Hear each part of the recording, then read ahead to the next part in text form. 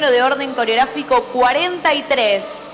La Academia Escuela de Danza Badó Yeroku nos presenta la modalidad danzas étnicas en la división adultos, solo estudiante. El nombre de la coreografía Tropero Paraguayo, a cargo de Prante Romero, Leila Belén. Le damos la bienvenida ya en el escenario con toda la energía al bailarín Ayala Abogado Arnaldo Elián. Fuerte los aplausos.